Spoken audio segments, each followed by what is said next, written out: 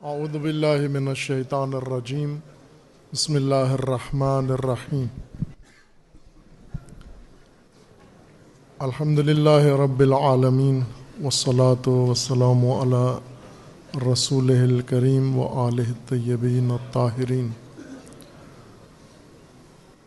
اللہم وفقنا لما تحب وترضى واجعل عاقبۃ امورنا خیرا ولا تکلنا الی انفسنا طرفۃ عین ابدا رب ادخلنی مدخل صدق واخرجنی مخرج صدق واجعل لی من لدنک سلطانا نصیرا۔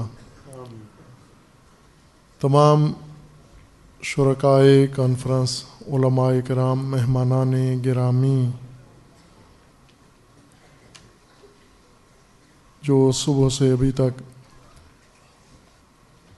اپنے علمی افادات بیان فرما رہے ہیں اور شرکاء ہم سب ان کے بیانات گوہر بار سے مستفید ہو رہے ہیں، سب کی خدمت میں اول ایام میلاد رسول اللہ صلی اللہ علیہ وآلہ وسلم اور میلاد حضرت امام جعفر صادق علیہ الصلاۃ والسلام تبریک و تہنیت عرض ہے، اور تمام مہمانان گرامی، علماء کرام، معززین، زعماء اور مشائخ اعظام جو تشریف فرما ہیں یا صبح سے آ کر اپنے بیانات و افاضات فرما کے جا چکے ہیں، ان سب کا شکریہ ادا کرتے ہیں، خیر مقدم عرض کرتے ہیں جامعہ عروۃ الوثقیٰ میں۔ اور یہ سب کے سب ہمارے لیے مہمانان ہمارے نہیں ہیں، بلکہ یہ سب کے سب ضیوف الرسول ہیں، رسول اللہ کے مہمان ہیں، اور ہمیں ان کی خدمت کا اعزاز حاصل ہوا ہے۔ معلوم نہیں خدمت کا حق ادا ہو سکا ہے یا نہیں ہو سکا، یہ بزرگوار ہیں، انشاءاللہ اگر کوئی کمی کسر رہ گئی ہے تو اسے معاف فرمائیں گے انشاءاللہ۔ بہت سارے بیانات آپ نے سنے ہیں، صبح سے 3 نشستیں ہیں، اور یہ تیسری نشست در حقیقت آپ عزیزوں کے تقاضے پہ سال گزشتہ آپ کے اصرار پہ شروع ہوئی تھی، اور اس دفعہ وہ سنت بن گئی ہے کہ اس کو انہوں نے آپ سے پوچھے بغیر ہی رکھ لیا ہے، اسی سابقہ آپ کے حسن ظن کرتے ہوئے کہ آپ پھر مائل ہیں تیسری نشست پر بھی۔ اور 9 بجے صبح شروع ہوئی کانفرنس اور اب ٹھیک 9 بج چکے ہیں، 12 گھنٹے مسلسل جاری ہیں، اور بارکیف مقررین حضرات اور دیگر معززین جو آئے ہیں وہ تو تھوڑی دیر بیٹھے، بیان کیا اور پھر چلے گئے، یا جو بعد میں آئے تازہ دم آئے، لیکن سننے والے 12 گھنٹوں سے مسلسل ایک ہی حالت میں یہ استقامت ہے ان کی، اور اللہ تعالیٰ آپ سب کو انشاءاللہ اس کا اجر عظیم عطا فرمائے۔ بہت ہی عالی شان گفتگو ہوئی ہے اور توصیف سے باہر ہے، الفاظ نہیں ہیں جن سے میں عرض کروں ان مہمانان گرامی، علماء کرام جنہوں نے اپنا درد دل بھی بیان کیا ہے، اپنی عقیدت و محبت بھی ذکر فرمائی ہے، اپنے احساسات و جذبات کا بھی اظہار کیا ہے، اور اپنے افکار اور اپنی منویات کا بھی اظہار فرمایا ہے۔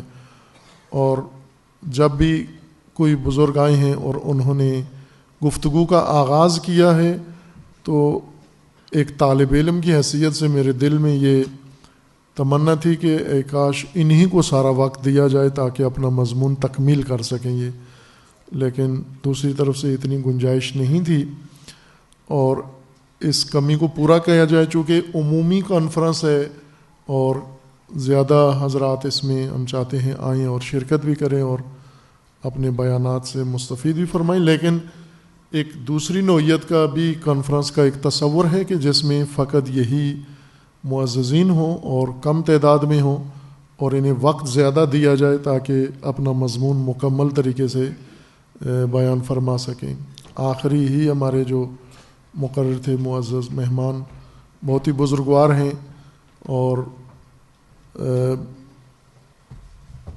مفتی امین صاحب پچھلی دفعہ بھی آخر میں ہی تقریر کی تھی اور وقت کی قلت کی وجہ سے مضمون آدھا رہ گیا تھا، اور اس دفعہ بھی یہی ہوا،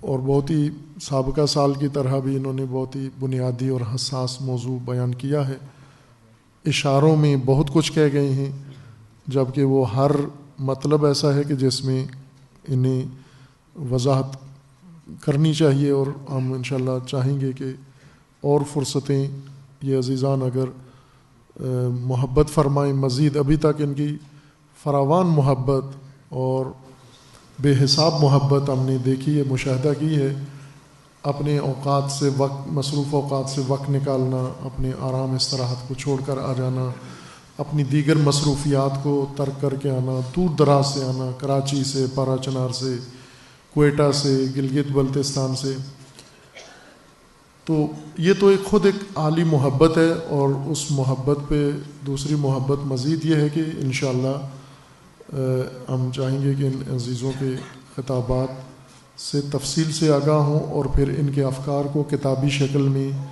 چونکہ تعمیری گفتگو ہے، یہ معمار ہیں در حقیقت وحدت امت کے، اور اپنی نسل کے رہنما ہیں، اور ان کے درد ہیں، ان کا سوز ہے یہ۔ آپ نے مشاہدہ کیا کہ یہاں کانفرنس کے اندر کسی قسم کی پابندی نہیں تھی، جو بھی بولا ہے آزادی سے بولا ہے، بالکل کوئی دباؤ کسی پر نہیں تھا، جس کے جی میں جو آیا ہے اس نے کہا ہے، اور ان کا یہ حق بنتا تھا کہ آزادانہ گفتگو فرمائیں یہاں پر، اور اس سے زیادہ حوصلہ آپ لوگوں کا ہے، سننے والوں کا، کہ جنہوں نے شرح صدر سے ہر بات سنی ہے، اور یہی وحدت کا اہم تقاضا ہے کہ وحدت قائم ہوگی جب دل ہمارے بڑے ہوں گے، شرح صدر جب ہمارے اندر پیدا ہوگی، جس طرح ہدایت کے لیے اللہ تعالیٰ نے قرآن کریم میں یہ حکم دیا ہے کہ اللہ جس کو ہدایت کرے گا پہلے اس کو شرح صدر عطا کرے گا، وَمَن يُرِدِ اللَّهُ أَن يَهْدِيَهُ يَشْرَحْ صَدْرَهُ لِلْإِسْلَامِ، اور جس کو خدا گمراہ کرنا چاہے گا پہلے اس کا دل تنگ کر دے گا۔ تنگ دل کی علامت یہ ہوتی ہے کہ انسان کو کسی کی بات برداشت نہیں ہوتی، کم از کم اپنی ذہنیت اور اپنی سوچ سے ہٹ کر کوئی بات برداشت نہیں ہوتی۔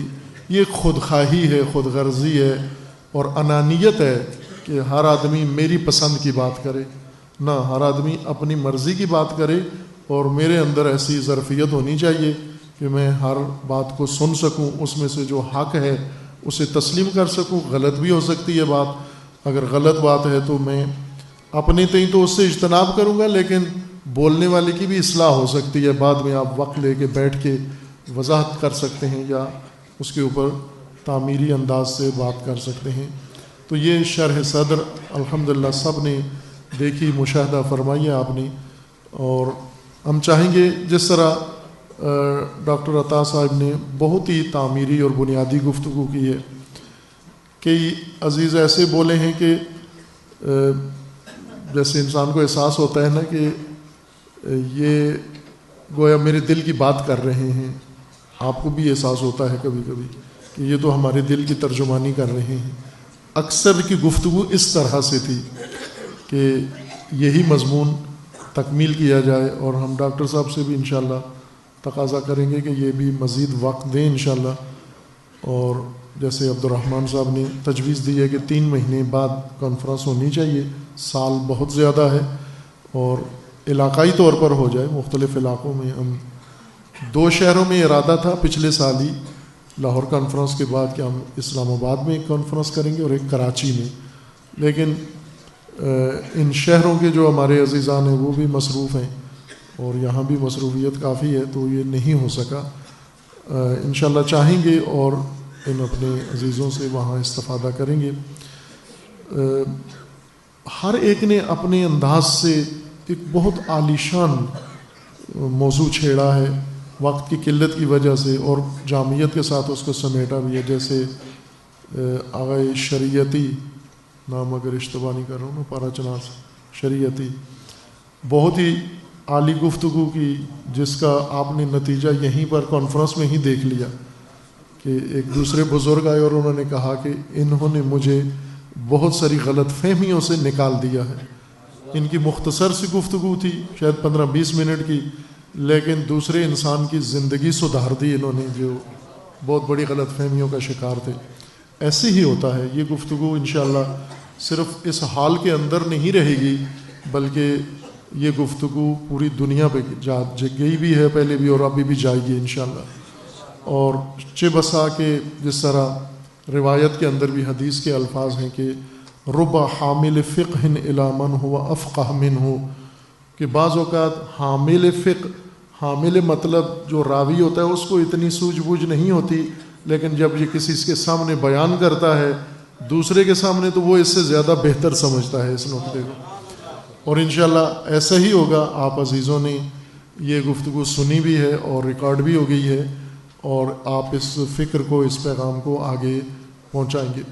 کانفرنس کا نتیجہ ممکن ہے بعض منتظر ہوں کہ کوئی نتیجہ بھی سامنے آنا چاہیے جیسا دھرنوں میں ہوتا ہے, چونکہ ہمارا ایک مزاج ایسا بن چکا ہے نا دھرنے والا مزاج کہ دھرنے کے بعد کوئی رزلٹ بھی ہونا چاہیے اور رزلٹ نہیں ہوا تو مایوسی. نہ, یہ جو ہو گیا ہے نا یہی مقصد تھا ہمارا, یہ جو آج انجام پایا ہے یہی مقصود تھا یہ ہو جائے. اور وہ یہ تھا کہ تمام سلسلوں کے اکابرین, معززین, نمائندگان, بزرگان, مشائخ سارے آئیں اور آ کر یہاں مل بیٹھیں اور اپنے دل کی بات کریں اور یہ تأثر دیں کہ ہم اجنبی نہیں ہیں, ہم غیر نہیں ہیں. مجھے سب سے زیادہ تکلیف یہ ہوتی ہے کہ جب شیعہ سنی کو غیر سمجھتا ہے اور جب سنی شیعہ کو غیر سمجھتا ہے, اس سے بہت دکھ ہوتا ہے. یہ پوچھتے بھی ہیں یہ اپنا ہے, بعض اوقات میں خود سنتا ہوں یہ اصطلاحات کہ یہ اپنا ہے, دوسرے کہتے ہیں نہیں اپنا نہیں ہے سنی ہے. یہ بہت تکلیف دہ جملہ ہے, یا نہیں چاہیے کہ سنی ہے اپنا نہیں ہے. یہ اللہ کا بندہ ہے, خدا پر ایمان ہے, رسول اللہ کو مانتا ہے, اطاعت کرتا ہے, مومن باللہ ہے, عمل کرتا ہے, 5 وقت نماز پڑھتا ہے, تمام واجبات بجا لاتا ہے, قرآن کا اس کا قرآن کے اوپر ایمان ہے, ابھی بھی آپ کا اپنا نہیں بنا. اور کیا چاہتے ہو اپنا بنانے کے لیے اس کو, اور کیا آپ کے سامنے پیش کریں؟ کیا آپ کے قبیلے سے ہو پھر آپ کا اپنا ہوگا, رنگ آپ والا ہو پھر آپ کا اپنا ہوگا, آپ کے پڑوس میں رہتا ہو پھر آپ کا اپنا ہوگا؟ اپنائیت کے لیے تو قرآن کریم نے یہی معیار رکھا ہے کہ جو یہ ساری چیزیں قبول کرتا ہے وہ ایک ہیں, وہ بھائی ہیں آپس میں. اور یہی مقصد تھا ہمارا. اور الحمدللہ بہت نورانی محفل منعقد ہوئی ہے اور اس کے اندر بیانات نے اس کو نورانی تر کر دیا ہے اور یہ قلوب منور ہیں اس وقت بیٹھ کر. ہم بے شک ابھی ہم نے شرکاء کا تاثرات نہیں سنے, موقع نہیں دیا شرکاء کو بھی کہ کوئی ان میں سے بھی اٹھ کے بیان کرے کہ آج کی کانفرنس یا اس طرح کے پروگرام کے بارے میں کیا رکھتے ہیں.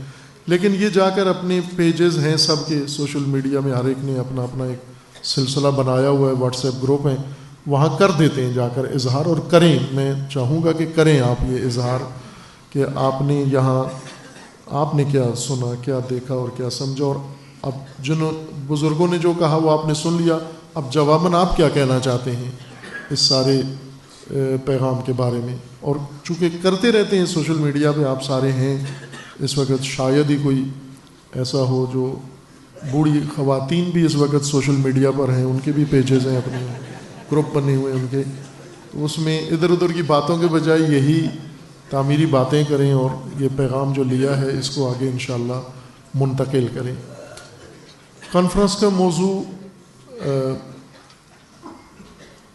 آپ کے سامنے ہے اور سب کے ذہنوں میں بھی ہے اور زبانوں پر بھی آیا ہے, ختم نبوت اور وحدت امت.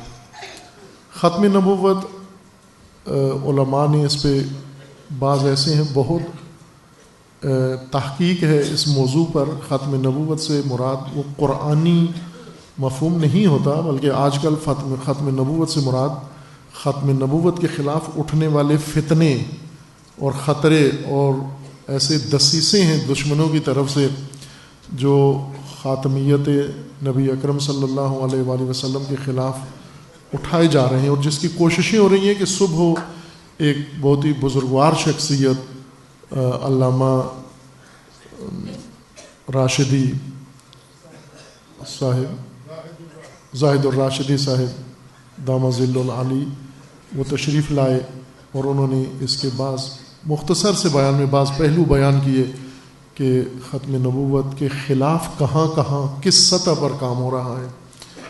یہ بھی ہمیں چاہیے کہ 5 منٹ کی گفتگو ختم نبوت پہ کوئی مفید نہیں ہوتی، اس موضوع کے اوپر بھی ہم چاہیں گے کہ فرداً بزرگان کو دعوت دیں ہم، جیسے پروفیسر ڈاکٹر صاحب ہیں، ڈاکٹر عطا صاحب، ہم چاہیں گے کہ کسی اور موقع پر صرف انہی سے ایک سیشن ایسا ہو جس میں صرف یہی خطیب ہوں اور کوئی نہ ہو، اور یہ اپنی پوری بات مکمل بتائیں جو سوز درد ان کا ہے۔ اسی طرح دیگر بزرگان اپنے اپنے موضوع کے لحاظ سے۔ اور ختم نبوت میں عزیزان آپ دیکھیں کہ یہ قادیانیت، مرزائیت اور بہائیت ایک ساتھ، یہ دونوں ہم عمر مذہب ہیں۔ ایران کے اندر بہائیت کا پودا لگایا گیا، یہ منحوس خبیث شجرہ، اور بر صغیر میں مرزائیت، اور یہ دونوں مسیحی صہیونزم نے شروع کیے ہیں۔ یہ موضوع میں نے کئی دفعہ بیان کیا ہے، لیکن چونکہ ہماری قوم کی دلچسپی کا نہیں ہے لہٰذا اس لیے اس کو آگے تبادلہ نہیں کرتے، اس پہ غور بھی نہیں کرتے۔ آپ اگر توجہ کریں، اسلام نے یہود سے بہت نقصان اٹھایا ہے، لیکن یہود نے اسلام سے کوئی نقصان نہیں اٹھایا۔ اسلام کے ہاتھوں، مسلمین کے ہاتھوں اگر کسی نے نقصان اٹھایا ہے وہ مسیحیت ہے۔ یہود کی کوئی سلطنت نہیں ہوتی تھی کہ مسلمانوں نے چھین لی ہو۔ قلعہ خیبر تھا، کچھ آبادیاں تھیں، اور اس کے بعد وہ بھی ان کو اس طرح سے نہیں پیٹا گیا کہ بالکل نسل ہی ختم ہو جائے ان کی، یا ان کے سرزمینیں ہی ساری ختم ہو جائیں۔ خود ان کا اپنا انٹرنل سسٹم اس طرح کا ہے کہ اس کے اندر ہی محدودیت ہے، وہ زیادہ پھیلانا بھی نہیں چاہتے اور پھیلتے بھی نہیں ہیں وہ، ہاں نسلی مذہب ہے۔ لیکن مسیحیت ایک مشنری مذہب ہے، تبلیغی مذہب ہے، وہ بھرپور اس کا پرچار کرتے ہیں اور ہر بہانے سے وہ اپن لوگوں کو مسیحیت کی طرف مائل کرتے ہیں۔ اور یہ جو سلطنت اسلامیہ بنی، اس میں سے 2 بڑی عظیم سلطنتیں تھیں جن کے تسخیر سے اسلامی سلطنت کو وسعت ملی۔ سب سے زیادہ جو زمین مسلمانوں کے حصے میں آئی وہ مسیحیت کے اختیار میں تھی، اور اس کے بعد ایران مجوسیت کے اختیار میں تھی۔ تو مسلمانوں کے ہاتھوں اگر کسی قوم نے ذلت برداشت کی ہے تو وہ مسیحیت تھی، اور تاریخ اگر مسیحیت کی پڑھیں تو یہ کینہ ان کے دل سے کبھی بھی نہیں نکلا، آج تک موجود ہے۔ صلیبی جنگوں میں وہی کینہ ان کا ابھر کے باہر آیا، وہ اسی چیز پہ تلافی کرنا چاہتے تھے۔ ان کے بہت بڑے بڑے پاپ انہوں نے باقاعدہ کھل کے یہ کہا ہے، قرآن کے خلاف، اسلام کے خلاف، مسلمین کے خلاف۔ اور پھر بڑھتے بڑھتے ان کی سرزمینیں اندلس تک تو مسلمان جا پہنچے، یہ ترکی ان کے پاس تھا، شام ان کے پاس تھا، یہ سارا علاقہ تو مسیحیت تھا نا۔ مسیحیت سے سب مسیحیت کی سلطنت ٹوٹی اور اس کی جگہ مسلمان سلطنت قائم ہوئی۔ ان کے دل سے یہ کینہ ختم نہیں ہوا، اور انہوں نے مسلسل قرآن کے خلاف اور رسول اللہ صلی اللہ علیہ وآلہ وسلم کے خلاف ہمیشہ اپنا شیطانی عمل جاری رکھا۔ تاریخ بھری ہوئی ہے ان کاموں سے۔ معاصر زمانے میں بھی، معاصر زمانہ ہم گزشتہ 1-2 صدی کو بیچ میں شامل کر کے معاصرت اس کو کہتے ہیں، یعنی 1 صدی یا اس سے متصل صدی، یہ معاصر زمانہ ہی کہلاتا ہے۔ قدیم زمانہ اس تقسیم کی ایک حد ہوتی ہے کہ قدیم کہاں سے شروع ہوتا ہے، پیچھے اس سے پہلے زمانے کو قدیم کہتے ہیں، پھر متأخر زمانہ کہلاتا ہے، اور ایک معاصر زمانہ کہلاتا ہے۔ معاصر زمانے میں ہم اگر خصوصاً دیکھیں تو اس مسیحی صہیونزم نے، مسیحی اسلام دشمن ان کے تھنک ٹینک نے بہت اقدامات کیے ہیں، جن میں سے ایک کامیاب حربہ مسلمانوں کے خلاف جو ان کا سب سے کامیاب ہتھیار رہا ہے وہ فرقہ سازی ہے اسلام کے اندر، مسلمانوں کے اندر. اور یہ فرقہ سازی انہوں نے مسلسل جاری رکھی. کتنے فرقے بنائے کتابوں میں موجود ہے، اور آپ آج کل انٹرنیٹ کے ذریعے بھی یہ سرچ کر سکتے ہیں کہ برطانیہ، خصوصاً برطانیہ کے ذریعے زیر سایہ انگریزوں کی سرپرستی میں مسلمانوں کے اندر کتنے فتنے اور فرقے شروع ہوئے، جن میں سر فہرست یہ 2 فرقے، منحصر ان 2 میں نہیں ہے، بہائیت اور مرزائیت میں، لیکن یہ 2 ایسے تھے جنہوں نے انہوں نے ان کو بنایا، انہوں نے ان کی مدد کی اور آگے بڑھایا، اور آج تک سرپرستی ان کی کر رہے ہیں. چونکہ ان کو یہ لگتا ہے کہ جو ہم انتقام لینا چاہتے ہیں، جو بڑھاس نکالنا چاہتے ہیں نبی اکرم صلی اللہ علیہ وآلہ وسلم کی ذات کی نسبت، جو کینہ ان کے دل میں ہے وہ ان کے ذریعے نکال سکتے ہیں. اس لیے خاتمیت کے مقابلے میں انہوں نے، خاتمیت کے اس حیثیت کے مقابلے میں انہوں نے نبی بنایا جھوٹا، اور جعلی نبی بنایا، اور وہ کام انہوں نے چھوڑا نہیں ہے، ابھی بھی جاری ہے. ابھی اسی وقت معاصر زمانے میں، بلکہ موجودہ زمانے میں کہیں، معاصر زمانہ ذرا وسیع کہلاتا ہے، موجودہ زمانے میں یعنی اس نسل کا جو زمانہ ہے، اس کے آپ کے زمانے میں انہوں نے اب نئے فرقے، نئے فتنے پھر بنائے ہیں مختلف مسالک کے اندر، جس کی ایک مثال شیعہ کے اندر ہے. غالی اور نصیری، یہ جس کو ہمارے سپریم لیڈر حضرت آیت اللہ العظمیٰ امام خامنئی دامت ظل العالی نے فرمایا کہ MI6 کا بنایا ہوا تشیع، ایک ورژن شیعہ MI6 نے بنایا ہے، اور اس کے اہداف میں سے، مقاصد میں سے یہ ہے کہ مسلمانوں کے اندر تفرقہ ڈالا جائے، مسلمانوں کے مقدسات کی توہین کی جائے، جس کی ایک مثال آپ نے دیکھا کہ وہ ملعون ہندوستانی وسیم نے بے حرمتی کی زوجہ رسول اللہ کی ام المومنین کی. اور یہ ام المومنین کی توہین نہیں ہے، ابھی آپ نے سنا ہے کہ جس چیز کو رسول اللہ سے نسبت ہو جائے اس کی توہین رسول اللہ کی توہین شمار ہوتی ہے. جو چیز رسول اللہ سے منسوب ہو جائے اس کی توہین رسول اللہ کی توہین شمار ہوتی ہے. اور اس نے یہ بے غیرتی کی، یہ وہی ورژن ہے جو رہبر نے فرمایا کہ برطانیہ نے بنایا ہے. پاکستان کے اندر بھی ان کا مجالس کا موضوع یہی ہوتا ہے، تفرقہ، بے حرمتی، گستاخی اور مقدسات کی توہین تسلسل کے ساتھ جاری ہے. یہ جو ہدف قادیانیت سے لینا چاہتے تھے، جو ہدف بہائیت سے لینا چاہتے تھے، وہی ہدف نصیریت سے بھی لینا چاہ رہے ہیں کہ مسلمانوں کے اندر تفرقہ ہو. لیکن یہاں ضرورت اس بات کی ہے کہ اگر دشمن فتنہ کھڑا کرتا ہے تو دشمن ہے، دشمن اگر فتنہ نہ اٹھائے تو اور کیا کر اٹھائے گا؟ آپ کو چومے گا تو نہیں، گلے تو نہیں لگائے گا، آپ کے لیے لوریاں تو نہیں پڑے گا. دشمن کا کام ہی فتنہ کھڑا کرنا ہے، دشمن کا کام مسلمانوں سے دشمنی ہے، دشمن نے دشمنی دکھانی ہے. رسول اللہ کے مقابلے میں جو دشمن تھے انہوں نے دشمنی دکھائی اور حق ادا کیا دشمنی کا.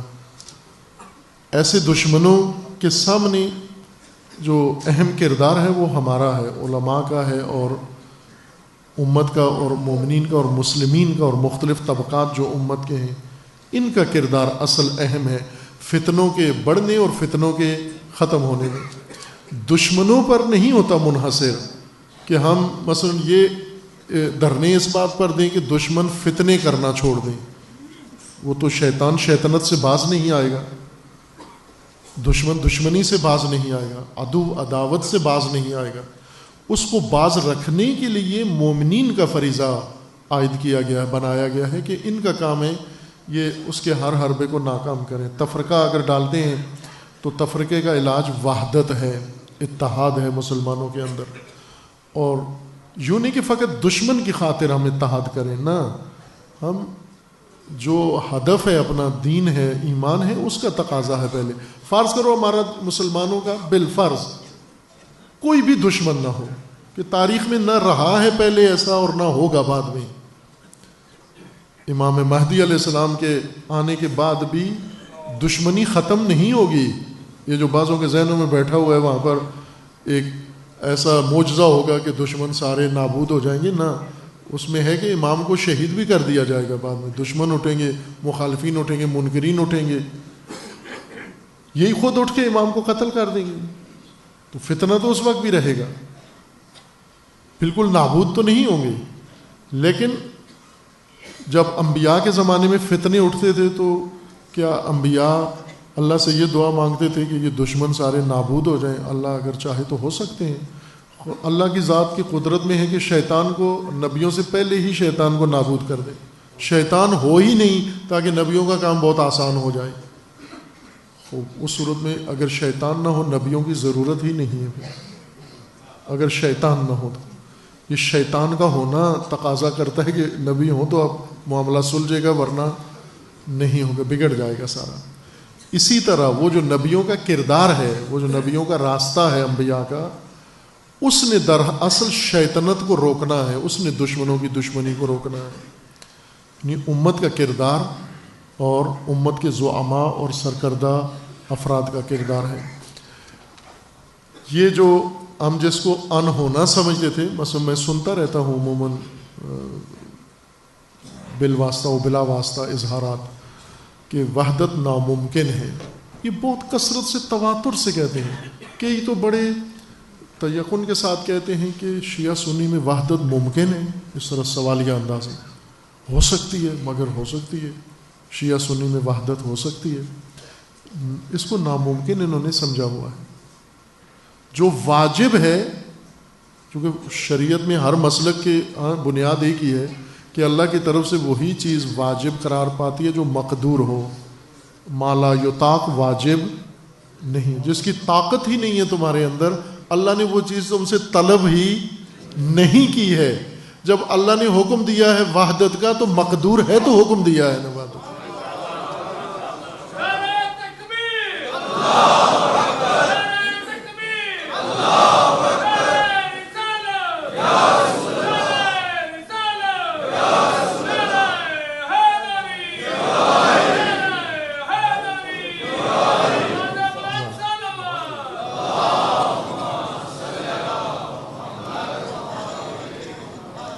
مایوس ہیں، یہ نالائکی کی وجہ سے مایوس ہیں، نہ کہ ناکامی کی وجہ سے. بعض اوقات ایک کوئی انسان ہوتا ہے نا، پرچہ دیتا ہے، فیل ہو گیا. وہ یہ دو وجہ ہے فیل ہونے کی، یا نالائق تھا کہ اصلاً اس نے پڑھا ہی نہیں، نہ پڑھ سکتا ہے یہ، اس وجہ سے فیل ہو گیا ہے، یا نہ پڑھتا رہا ہے لیکن پرچہ بہت سخت تھا، یہ ناکام ہو گیا ہے. آیا ہم ناکام ہوئے وحدت میں؟ ناکامی اس کو کہتے ہیں کہ کوشش کر کے دیکھی یہ نہیں ہوتی. کوشش کے بغیر جب کہتے ہو نہیں ہو سکتا تو نالائق ہو، نہ کہ ناکام ہو. تو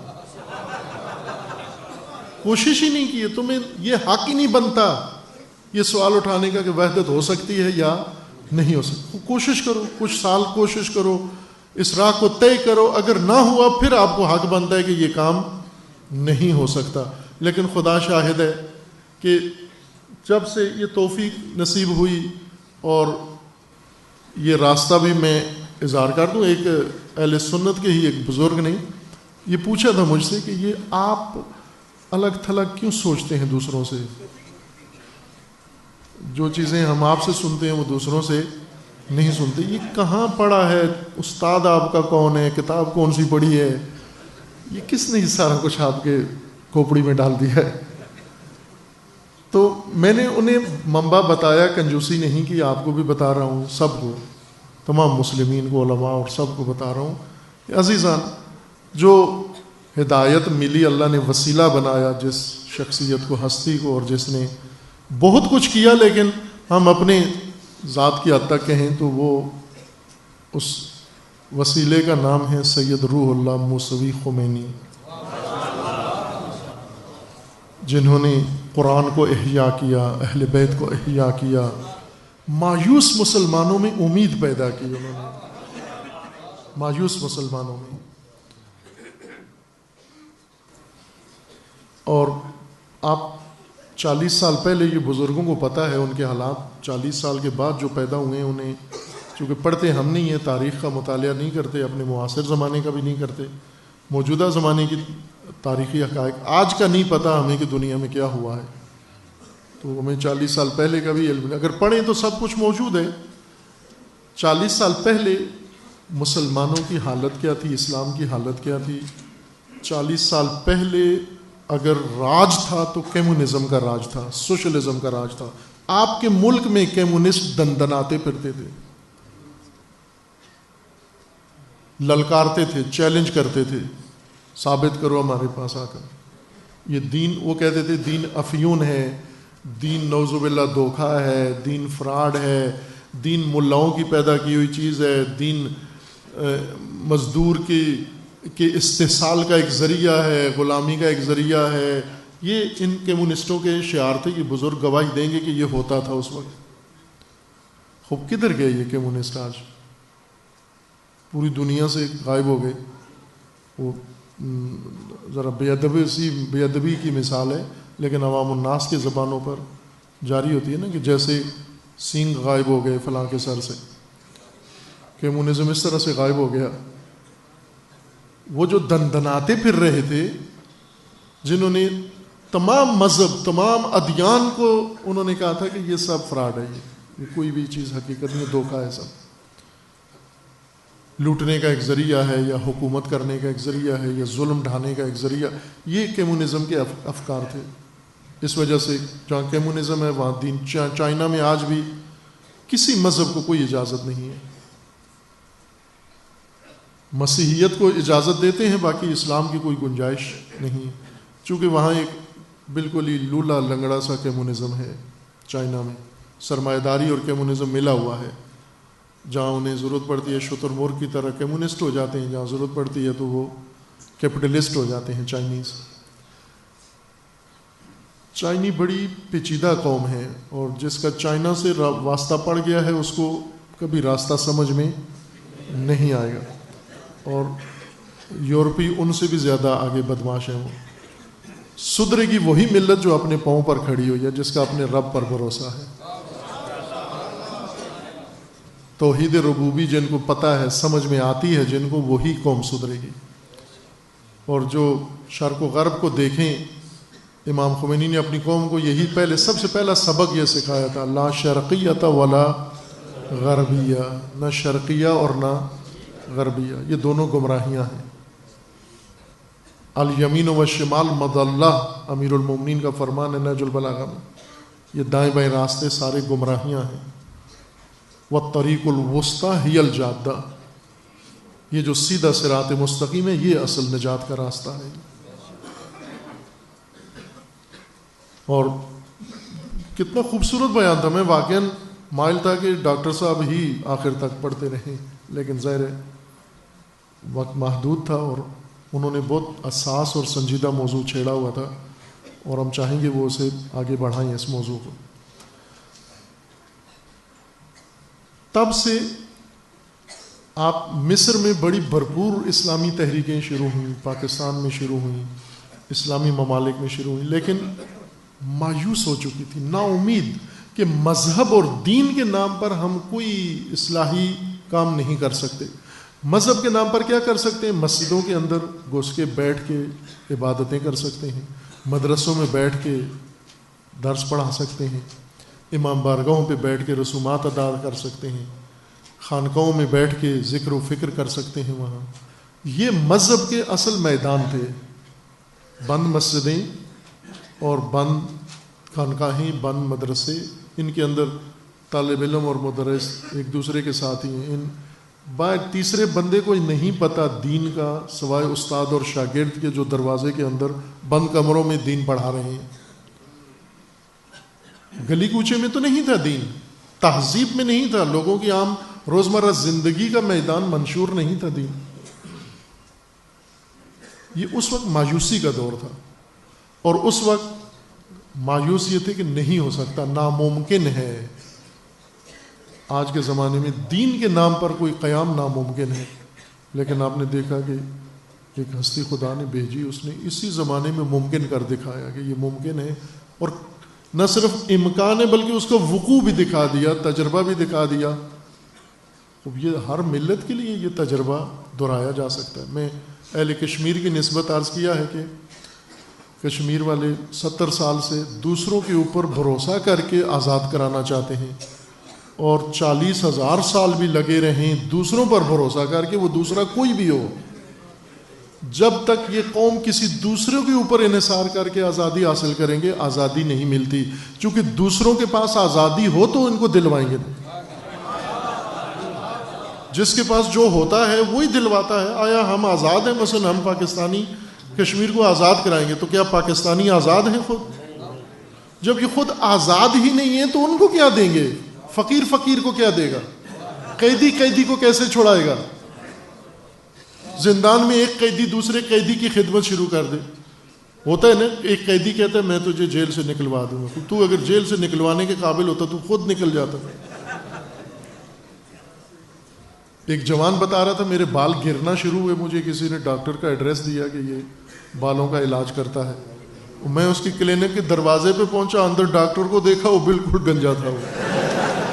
میں نے کہا اگر اس کو پتا ہوتا بالوں کا علاج تو یہ اپنے بال اگا لیتا، میرے کیا اگائے گا یہ؟ کہا میں وہیں سے واپس آ گیا. اس کو بتایا بھی نہیں مجھے کیا پریشانی. اہل کشمیر کے لیے یہی فارمولہ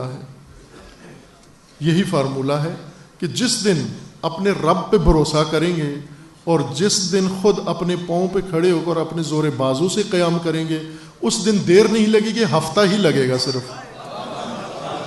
اس دن خدا ان کو انشاءاللہ عزت بھی دے گا، آزادی بھی دے گا سب. لیکن جو روش اپنائی ہوئی ہے پاکستان بھی، ہم بھی ایسے ہی ہیں. اب کشمیر کے لیے عالمی برادری کچھ کرے، مسلمان امت کچھ کرے، یہی ہے نا ہمارے حکمران. عالمی برادری کچھ کرے. یہ عالمی برادری کیا ہے؟ اگر عالمی برادری کے بجائے یہ جو عورت مرد کے علاوہ ایک تیسری نسل ہے، اگر ان کو کہا جاتا کشمیر کے لیے کچھ کریں تو یہ بھی کچھ نہ کچھ کر چکے ہوتے ہیں. اگر عالمی برادری کو جتنی انہوں نے دعائیاں دی ہیں اور مسلمان امت سے جتنی درخواستیں کی ہیں، اگر اس برادری سے کرتے تو یہ کچھ نہ کچھ ضرور کر لیتے. یہ مودی کی اتنی تالیاں بجا بجا کے ہی مت مار دیتے. عالمی برادری نے یہ کام بھی نہیں کیا. پھر اس عالمی برادری کو کیوں بار بار بلاتے ہو آپ؟ وہ کہاں ہے عالمی برادری؟ عالمی برادری میں کوئی ضمیر ہی نہیں ہے، انسانیت نہیں ہے، مفادات کی دنیا ہے. اور مسلمان سارے اسی عالمی برادری کا ہی حصہ ہیں. یہ دوسروں سے زیادہ بے ضمیر ہو گئے ہیں. یہ مودی کو بلا کے تمغے دیتے ہیں.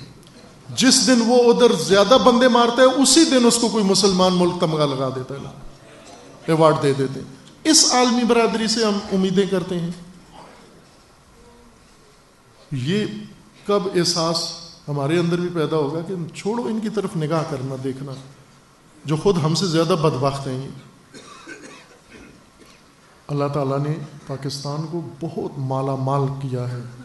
ہمیں سب سے زیادہ بڑی طاقت ایٹمی طاقت نظر آتی ہے، لیکن پاکستان کی سب سے بڑی طاقت مسلمانوں کی ایمانی طاقت ہے. یہ ایٹمی طاقت نہیں ہے، ایمانی طاقت ہے. امام خمینی نے امریکہ کو شکست دی، ایٹم سے شکست دی، اسلحے سے شکست دی، میزائلوں سے شکست دی، ایمان سے شکست دی. اور ایمان کو کوئی شکست نہیں دے سکتا.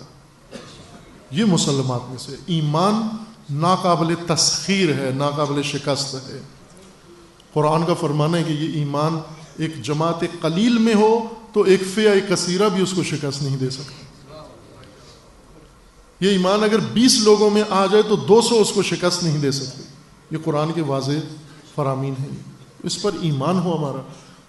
میں اکثر یہ بیان کیا ہے، قرآن نے ایک راز کوڈ بیان کیا ہے جو ہم نے نہیں پڑھا، اور وہ یہ کہ رسول اللہ صلی اللہ علیہ وآلہ وسلم جب مبعوث ہوئے اور مکہ میں آئے اور چاہ رہے تھے کہ یہاں کے انقلاب برپا کریں، اگر یہ ہمارے تھنک ٹینک ہوتا، ہمارے زعماء، لیڈران اور صحافی اور ٹاک شو میں بولنے والے اگر یہ اس وقت ہوتے تو رسول اللہ کو کیا کہتے؟ ممکن ہے یہ کام؟ اکیلا آدمی اس جاہلیت کو، اس شرک کو، اس بت پرستی کو ایک اکیلا آدمی ختم کر سکتا ہے؟ انہوں نے تو اتنا مایوسی کی باتیں کرنی تھیں رسول اللہ کے سامنے کہ رسول اللہ مشرکوں کو چھوڑ کے اللہ سے دعا کرتے کہ ان سے نجات دو، پہلے مجھے ان مشاورین سے پہلے نجات دو میری، جو مایوس کر رہے ہیں سارے۔ لیکن آپ نے دیکھا کہ اس ایک شخصیت نے یہ کر دکھایا۔ کہاں ہے قرآن میں یہ راز؟ سورہ مبارکہ بقرہ کے آخری آیت کے اندر ہے، آمن الرسول بما انزل الیہ من ربہ، کہ رسول اللہ کو جو اللہ نے پڑھایا ہے، اتارا ہے، اس پر ایمان تھا رسول اللہ کا۔ عزیزان، میں اکثر کہتا ہوں اپنے ہم صنف لوگوں کو، ہم کیوں ناکام ہیں؟ ہماری تعلیمات بہت اعلیٰ ہیں، ڈگریاں بڑی بڑی ہوتی ہیں، لیکن ہم جو کتابیں پڑھتے ہیں ان پر ایمان نہیں ہے ہمارا۔ ہمیں معلومات ہیں دین کی، احکام خدا کی، لیکن ایمان ہوتا تو نظر آتا نا۔ جو چیز ہے وہ نظر آ رہی ہے، تقریریں کرتے ہو لچھے دار نظر آتی ہیں، کر سکتے ہو، مانتے ہیں، کر سکتے ہو، ڈگریاں نظر آتی ہیں، عہدے نظر آتے ہیں، دعوے نظر آتے، جو ہے وہ نظر آ رہا ہے۔ وہ ایمان بھی اپنے آپ کو دکھاتا ہے نا، ایمان ہوتا تو نظر آتا۔ آج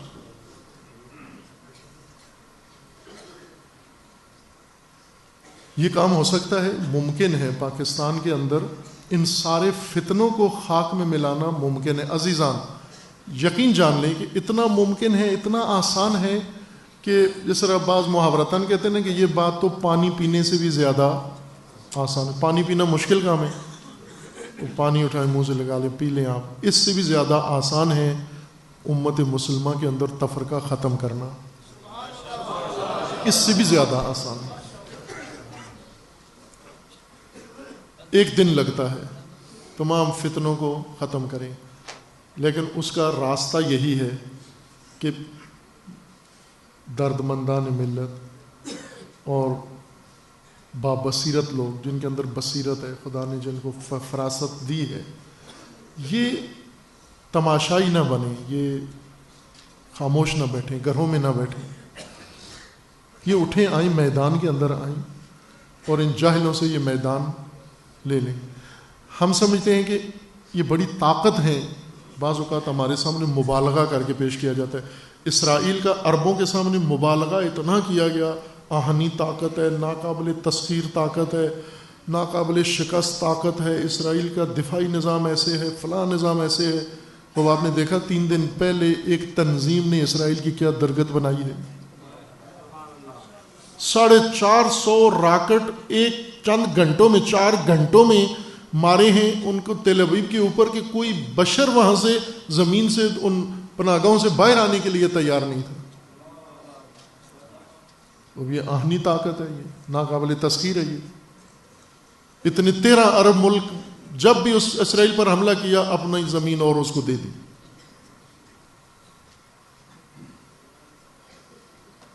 حزب اللہ ایک چھوٹی سی جماعت تھی، اس نے اس کو ناکوں چنے چبوائے۔ نہیں ہے، یہ مبالغہ ہے، یہ فتنہ گر یہ مبالغہ کرتے ہیں، ان کو بہت بڑا بڑھا چڑھا کر پیش کرتے ہیں۔ عزیزان، آپ کی مثلا بعض کرتے تھے، قرآن کریم میں ہے کہ لوگ آ کر مسلمانوں کو کہتے تھے کہ لوگ جمع ہو گئے ہیں تمہارے خلاف، بہت بڑا گروہ بن گیا، لشکر بن گیا ہے۔ اور وہ جب مسلمان سنتے تھے، منافق گھبرا جاتے تھے، اور مومن کو اور زیادہ جذبہ بڑھ جاتا تھا کہ اب مزہ آئے گا۔ ہم تو سمجھتے تھے وہ تھوڑے ہیں، تھوڑوں کے ساتھ لڑنے میں مزہ نہیں آتا، لیکن ہمارے چند گنا ہوں تو پھر مزہ آئے گا۔ پھر وہ ان کا ایمان بڑھ جاتا تھا، وہ کہتے تھے ٹھیک ہے پھر ہم تیار ہیں، اگر وہ ہم سے زیادہ ہیں یا جمع ہو گئے ہیں۔ جب بڑھا چڑھا کے فتنے ہمارے سامنے کھڑے کیے، آپ تجربہ کریں، یہ ساری تجرباتی باتیں ہیں۔ میرا لباس دیکھ کر میری باتوں پہ اعتماد نہ کرو، خود تجربہ کرو ان باتوں کے اوپر، ایسے ہے یا نہیں ہے۔ آپ اٹھو، اپنے علاقے میں، اپنی گلی میں جو بھی فتنہ ہے اس کے خلاف آپ اٹھ کھڑے ہو۔ آپ کے محلے میں جو فتنہ ہے، آپ چند جوان، چند مومن، حتیٰ ایک بوڑھا ہی اٹھ کے کھڑا ہو جائے، یہی اس محلے کی مسجد کا پیش نماز اٹھ کے کھڑا ہو جائے فتنے کے خلاف، آپ کو اندازہ ہوگا کہ اتنا فتنہ اتنا مضبوط نہیں تھا جتنا انہوں نے ماحول بنایا ہوا تھا. اور ہے یہ تجربات ہیں, ایک مولانا نے, ایک پیش نماز نے پورا فتنہ نابود کر دیا. یہ ہو سکتا ہے صرف بعض یہ جو خاموش رہتے ہیں یا بعض پشتیبانی بھی کرتے ہیں فتنوں کی, اس سے بڑھ جاتا ہے فتنہ. ہرگز یہ چونکہ قرآن کریم پر ایمان لائے نا, قرآن نے فرمایا ہے کہ یہ کچھ بھی نہیں ہے, یہ کمزور ہیں. یہ مسلمان اگر اپنے اندر یہ طاقت پیدا کریں. ختم نبوت کو کیوں ٹارگٹ کرتے ہیں؟ اس وقت واقعاً عالمی سطح پر اور ملک کے اندر یہ چاہتے ہیں کہ یہ قانون ختم نبوت جو پاکستان کا ہے اور ناموس رسالت کا جو قانون ہے, اسے قانون میں ختم کریں, اس لیے کہ قانون کے خاتمے کے بعد انہوں نے سوچ رکھا ہے کہ بعد میں کریں گے کیا ہم پاکستان میں. یہ قانون ختم کرانا ہدف نہیں ہے, قانون ختم کرا کے بعد میں جو کچھ انہوں نے فرقہ سازی کرنی ہے, جھوٹے نبی بنانے ہیں, متنبی بنانے ہیں, پھر ان سے آگے جو MI6 نے سوچا ہوا ہے کہ محلے محلے میں ہر شہر میں ایک مذہب ایک فرقہ بنا ہوا ہوگا, اور مثلا کراچی کے ہر محلے میں ایک فرقہ بنا ہوگا, لاہور کے ہر محلے میں فرقہ بنا ہوگا. یہ انہوں نے سوچا ہوا ہے. اس کے لیے ضروری ہے یہ شعور, یہ بیداری, اور اس کے مطابق پھر جو جیسے تشیع کے اندر فرقے بنا رہے ہیں. اب ایک اور پاکستان کے اندر جو بہت نحوست شروع ہوئی ہے, ناسبیت, یزید کی حمایت, یزید کی صفائیاں پیش کرنے لگے مفتی. یہ دیکھیں اب میں نے ایک تقریر میں کہا تھا وہ جملہ, یہاں بزرگان سے معذرت چاہتے ہوئے میں عرض کرتا ہوں کہ یزید وہ پلید انسان ہے جو کتے کی مانند ہے, کتا نجس العین ہے.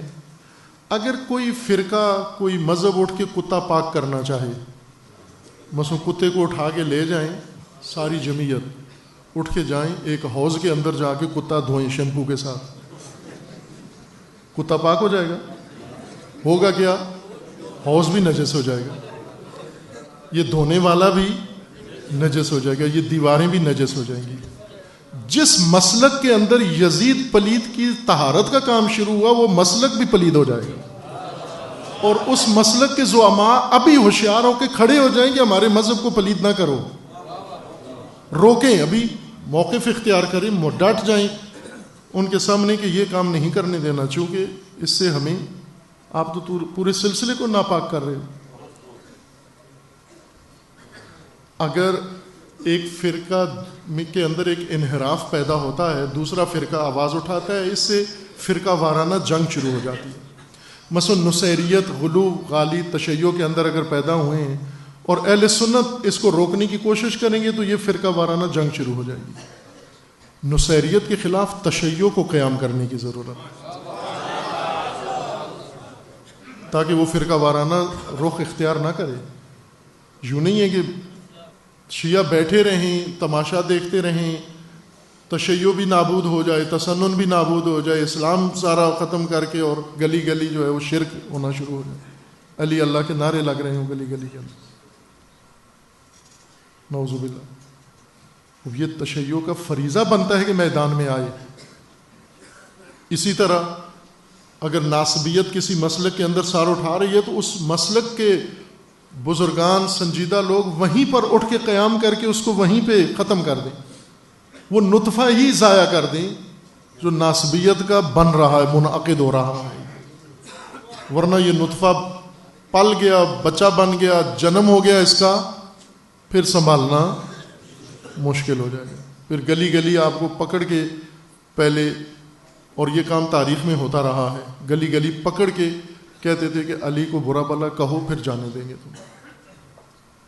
اور جن کے دل میں ایمان تھا امیر المومنین پر, وہ نے بھی جان چھڑانے کے لیے یہ کام کرنا پڑتا تھا, کرتے رہے ہیں, تاریخ پڑھیں تو کرتے رہے. اس لیے یہیں پہ اس کو روکیں. یہ فتنے ہیں, یہ مربوط ہے اس قادیانیت و بہائیت, اور اسی کا ایک تسلسل ہے. ختم نبوت سے جو چیز انہوں نے ٹارگٹ کی ہے اسی کو ان فتنوں کے ذریعے بھی اسی کو نابود کرنا چاہتے ہیں. اس لیے آگاہی کے لیے ختم نبوت کا یہ عنوان ملت کی آگاہی کے لیے ہے. اب بہت سارے ہمارے شاید علماء کو بھی یہ پس منظر پتہ نہیں ہوگا کہ اس وقت ختم نبوت کے خلاف کہاں کہاں کیا ہو رہا ہے. اس کے لیے ہم چاہیں گے کہ زیادہ اس طرح کے اجتماعات ہوں, محفلیں, مجالس ہوں, اور آگاہ لوگ آئیں جو اس فتنی کی جڑوں سے آگاہ ہے, مطالعہ ہے ان کا, وہ آ کر دوسروں کو آگاہ کریں تاکہ ہم سب اپنا کوئی فریضہ بنتا ہے تو اسے ادا کریں پھر ہم. اور اتحاد امت عزیزان یہ اس کے اوپر دار و مدار ہے سارا. میں بس آخری جملہ یہ کہہ کے اور ختم کرتا ہوں, چونکہ مجھے احساس ہے کہ صبح سے آپ مسلسل سن رہے ہیں اور ہر چند گفتگو کوئی بھی خستہ کنندہ نہیں تھی. میرے نزدیک تو ہر خطیب جو آیا انہوں نے آ کر جو بیان کیا تو انہوں نے خستگی دور کی ہے آپ کی. لیکن یہ موبائل اور دوسری چیزوں میں جو غرق ہوتے ہیں انہیں عموماً جلدی ہوتی ہے کہ مجھے یہاں سے اٹھیں اور جا کے میں موبائل کھولوں, واٹس ایپ دیکھوں, اس میں کیا اس طرح کا. یا لنگر والے ہوتے ہیں انہیں بار بار گھڑی دیکھتے ہیں کہ لنگر پہ جانا. لنگر تو لاہور میں ہر 2 گھنٹے بعد کھایا جاتا ہے. لاہور کا اپنا رواج ہے یہ, وہ دیر نہیں ہوتی. وحدت عزیزان, جو کام رسول اللہ نے کیے ہیں, جو راستے رسول اللہ نے کھولے ہیں, آغاز کیے ہیں, رسول اللہ خاتم الانبیاء ہیں اور خاتم الادیان. رسول اللہ پر کتاب مہیمن, کتاب خاتم لے کر آئے ہیں. خاتم ہم معنی کرتے ہیں اینڈ, اس کا معنی کرتے ہیں اینڈ. جس طرح کہتے ہیں نا روٹی ختم, ابھی لائن پیچھے باقی ہے, اعلان ہو جاتا ہے لنگر ختم. اکثر کے ذہن میں ختم نبوت کا یہ معنی ہے, نبی ختم. وہ آپ کیا کریں گے؟ جیسے سیٹ بک کرانے جاتے ہیں وہ کہتے ہیں سیٹیں ختم. یہ اردو کا ختم ہے, یہ عربی میں ختم ایسے نہیں ہوتا. عربی کا ختم کیا ہوتا ہے؟ یعنی کمال, سلسلہ کمال تک جا پہنچا ہے. عمارت اختتام پہ پہنچ گئی ہے, یعنی مکمل ہو گئی ہے, گنجائش ہی نہیں رہی آگے کچھ. دین جتنا اترنا تھا وہ مکمل اتر چکا ہے. یہ نہیں کہ ٹائم ختم ہو گیا ہے, ابھی اور اترنا تھا. یہ کہا ہے بعضوں نے کہ اگر رسول اللہ کی رحلت نہ ہوتی تو اور اترنا تھا. ابھی یہ اس وجہ سے ختم ہو گیا کہ رحلت ہو گئی بیچ میں تو اترنا نہ. اگر حضور کی حیات باقی بھی ہوتی تو بھی قرآن الیوم اکملت لکم دینا کامل کر دیا. یہی ختام ہے, یہی انتہا و کمال تک پہنچا دینا. رسول اللہ پر نبوت ختم ہوئی ہے, یعنی نبوت کا جو ہدایت کا سلسلہ تھا وہ کمال تک جا پہنچا ہے, وہ کامل ہو گیا ہے. اور جب چیز کامل ہو جاتی ہے پھر آگے کوئی گنجائش نہیں رہتی, مزید ناممکن ہو جاتا ہے آگے. دین خاتم حضور لے کر آئے, نبوت خاتم پر فائز ہوئے. اب ظاہر ہے کہ امت کے لیے جو درکار تھا وہ سب آ گیا ہے اور وہ سب پہنچا دیا گیا ہے, اور وہ سب قرآن کے اندر ہے اور رسول اللہ کے فرامین میں موجود ہے وہ سب کچھ. اب کسی اور وحی کی ضرورت نہیں ہے, اسی کے اندر سب کچھ ہے.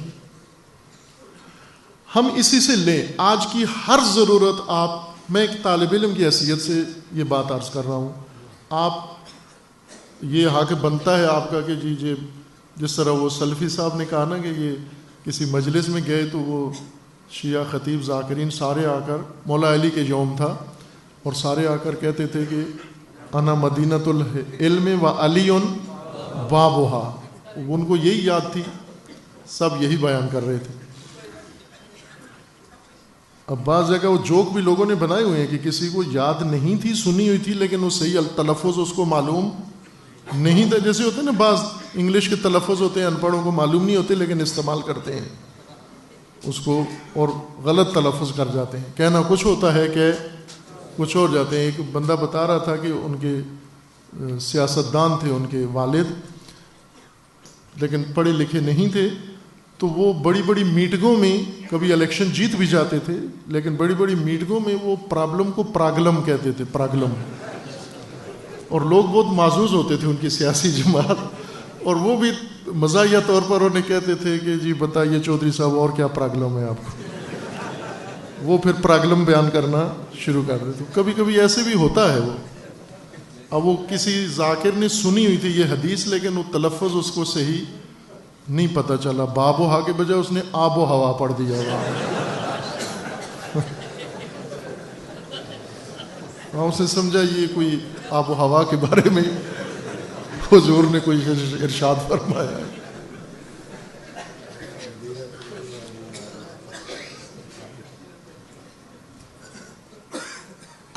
سلفی صاحب کہتے ہیں کہ میں نے ان سب علی باب و ہا والوں سے پوچھا کہ اگر علی باب ہیں اور تم علی کے پیروکار ہو تو کچھ تھوڑا سا در کھول کے ہمیں بھی بتاؤ نا, علی سے کیا لیا ہے ابھی تک. خوب ہم دیکھیں, ہم امت رسول اللہ ہیں, اور رسول اللہ نے بہت عظیم انقلاب برپا کیا, جاہلیت سے ہدایت میں کایا پلٹی. ہمارا کام بہت آسان ہے. ہم نے جاہلیت سے, گمراہی سے, بت پرستی سے ہدایت تک نہیں آنا. ہم نے کلمہ پڑھنے والوں کو وحدت تک لانا ہے. آسان کام ہے نا, آسان کام آپ کے ذمہ ہے, علماء کے ذمہ, کہ جو پہلے سے مسلمان ہیں, کلمہ پڑھتے ہیں, عبادتیں کرتے ہیں, دین کے پابند ہیں, ہر چیز پہ جذبہ بھی ہے, عاشق بھی ہیں رسول اللہ کے, ان کو متحد کرنا ہے. اور رسول اللہ نے کن کو متحد کیا؟ جن کے اندر کوئی سیدھی آنکھ تھی ہی نہیں. تھی کسی کے اندر؟ یہ جو مسلمان ہو گئے ان میں بھی نہیں تھی پہلے سیدھی آنکھ, یہ رسول اللہ نے سیدھی کی ان کی. ورنہ یہ بھی جو نہیں ہوئے آخر تک مسلمان, یہ بھی پہلے انہی کی طرح تھے. خوب آپ سنتے رہتے ہیں نا بعض بڑی سطح کے شخصیات کے بارے میں کہ اسلام سے پہلے کیا کرتے تھے, وہ ان کا رویہ کیا تھا, لوگوں کے ساتھ کیا تھا, وہ مثلا رسول اللہ کے ساتھ کیا رویہ تھا. رسول اللہ کو قتل کرنے آتے تھے تلواریں لہرا کے. شب ہجرت جو شہید کرنے آئے, یہی بات میں مسلمان ہو گئے نا. یہ جو ٹولہ تھا, یہ جو مارنے آئے, یہی بات میں انہوں نے کلمہ پڑھا مختلف مواقع کے اوپر. ان کو امت بنانا, ان کو ہدایت کے مینارے بنانا, ان سے اتنے کریکٹر بتانا, ان سے مجاہد پیدا کرنا, ان سے ایثارگر بنانا جن میں کوئی سیدھی رگ تھی نہیں, پہلے بتوں کے پجاری تھے, جاہلیت کا شکار تھے, گمراہی میں ڈوبے ہوئے تھے. قرآن کریم کی میں وضاحت کر رہا ہوں, وَإِن كَانُوا مِن قَبْلُ لَفِي ضلال مبین. آپ مجھ سے بہتر فصیح آپ ہیں, اس ضلال مبین کو آپ کھول کے بیان کر دیں. یہ جو میں نے مانا کی ہے کہ کوئی رگ سیدھی نہیں تھی, وہی ضلال مبین کا ہی ترجمہ ہے کہ کوئی انگ ٹھیک نہیں تھا ان کا. ضلال مبین, وہ کھلی گمراہی میں تھے. ان کو رسول اللہ نے گمراہی سے نکالا اور ہدایت پہ پہنچایا, اور نہ صرف ہدایت پہ پہنچایا بلکہ ان سے ایک شاہکار بنایا. وقت ٹوٹل کتنا لگا؟ 23 سال. سارا ٹائم کتنا لگا؟ 23 سال. ہمیں 70 سال میں تو ملت بنے ہوئے ہو چکے ہیں, ملک بنائے ہوئے 72 سال ہونے والے. وہ 23 سال سارا کام ہوا, اور کام بھی مائنس زیرو سے کام شروع ہوا. ہمارا کام مائنس سے شروع ہونے والا نہیں ہے. ہمارا تو کافی 40-50% ہوا ہے کام. 40-50% تو ہوا ہے نا کام. مسلمان تو ہیں نا ہم, اور مسلمان بھی ایسے بے خبر نہیں ہیں, جانتے ہیں, باخبر ہیں, پڑھے لکھے ہیں, حدیثیں پڑھی ہوئی ہیں, تفسیریں پڑھی ہوئی ہیں, علوم پڑھی ہوئی ہیں, ڈگریاں لی ہوئی ہیں, سوجھ بوجھ رکھنے والے ہیں. دنیاوی میں ہم بڑے بڑے ادارے چلاتے ہیں. یہی جو امت میں متحد نہیں ہوتے, کسی دوسرے کے ساتھ مل بیٹھنے کے لیے تیار نہیں ہے, یہ اپنا ادارہ دیکھیں کتنا اچھا چلاتے ہیں. اپنی محفلیں اپنے پروگرام کتنے بہترین کرتے ہیں، بس اس کا مطلب ہے کہ ہے نا سلیقہ ہے ان میں، جس چیز کو خود اچھا سمجھتے ہیں وہ اچھا کر لیتے ہیں. جن سے حضور نے جو اکائیاں جوڑ کر امت بنائی، یہ معجزہ ہے، یہ حضور کا یہ معجزہ ہے. لیکن یہ وہ معجزہ نہیں ہے عصائے موسیٰ کی طرح کہ جس کا حکم اللہ سے آتا ہے اور نبی کے ہاتھ پر ظاہر ہوتا ہے. یہ معجزہ وہ ہے کہ جس پر معمور اللہ نے کیا اور کیا نبی اکرم نے خود یہ معجزہ کیا، خود یہ معجزہ کیا. گمراہوں کی کایا پلٹی ہے. اس میں جو عرض کرنا چاہتا ہوں وہ کیا ہے عزیزان، رسول اللہ کو بعضوں نے بہت ستایا، اتنا ستایا کہ اگر اس کو صحیح طریقے سے کوئی اچھا، یہ علماء کی طرح فصیح آدمی، میری طرح گنگا آدمی نہ کرے یہ باتیں، کیونکہ وہ نہیں سمجھا سکتا، لیکن یہ علماء ماشاءاللہ بہت ادیب ہیں اور فصیح ہیں. یہ اگر وہ ظلم و ستم جو رسول اللہ کے ساتھ ہوا، ناروا سلوک، یہ کھول کے بیان کریں تو میرے خیال میں سب سے بڑا مصائب دنیا کا یہی ہوگا، جو کچھ حضور کے ساتھ یہ کرتے تھے.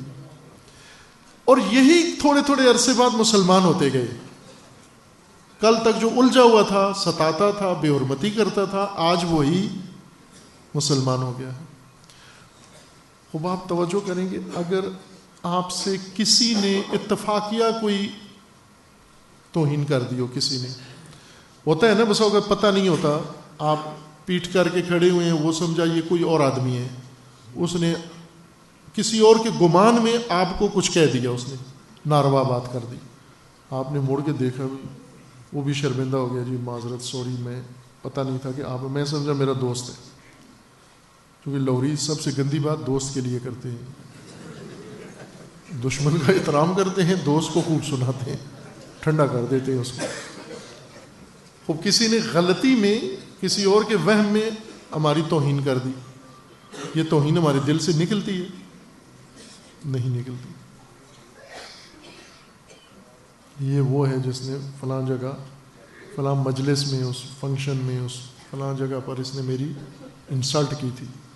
اور ہم 10 دفعہ انتقام لے کر بھی پھر بھی بڑاس دل سے ختم نہیں ہوتی، انتقام ختم نہیں ہوتا. اب آپ توجہ کریں کہ رسول اللہ صلی اللہ علیہ وسلم کو جنہوں نے ستایا، مختلف درجے تھے ان کے. اب سب سے زیادہ جو رسول اللہ کو جو دکھ پہنچایا، چونکہ جب مسلمان ہوتے تھے تو رسول اللہ کسی کو یہ نہیں کہتے تھے کہ مجھے اپنا منہ نہ دکھانا،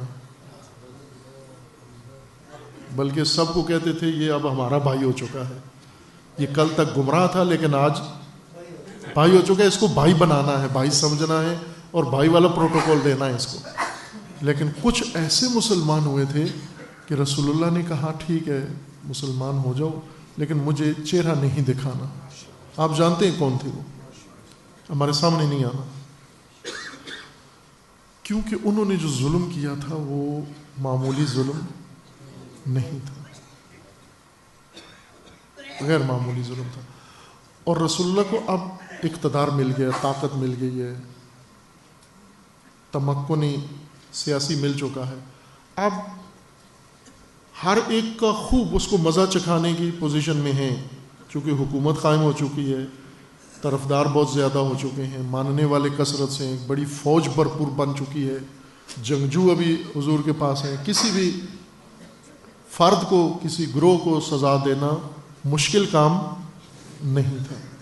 لیکن یہ سارے جو دلال مبین میں تھے، بعض مسلمان ہو گئے، انہی کو مسلمان کیا، اور مسلمان کر کے وہ جو کچھ انہوں نے پہلے جاہلیت میں کیا ہوا تھا، حضور کے ساتھ جو کچھ کیا ہوا تھا، اس سے سب سے چشم پوشی کر دی،